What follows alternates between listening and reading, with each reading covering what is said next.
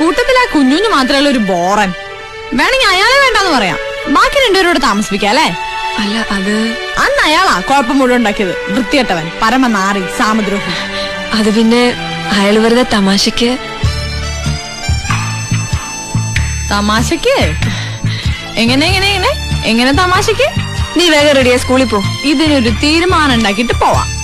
തീരുമാനോ? എന്തിനാ? ഈ തമാശക്ക് കാഞ്ഞിരപ്പള്ളി അച്ചായനും കുമാരൻ സാഹിബിന്റെ കമലമോളും കൂടിയിട്ടുള്ള ഈ ടോം ആൻഡ് ജെറി തമാശ തുടങ്ങിയിട്ടേ കുറച്ചു നാളായെന്നുള്ള വിവരം എനിക്ക് നേരത്തെ കിട്ടി. എവിടെ വരെ പോകുന്നു നോക്കുമായിരുന്നു ഞാൻ. പക്ഷെ അന്നത്തെ ഗെറ്റ് ഔട്ട് ആകെ കൺഫ്യൂഷൻ ആക്കി. ജെറിമോളെ, ടോമേട്ടൻ വൃത്തികെട്ടവനാണ്, പരമനാറിയാണ്, സാമദ്രോഹിയാണെന്നൊക്കെ പറഞ്ഞപ്പള്ളി മുഖം ചുമക്കല്ല് ഞാൻ പിടിച്ചു.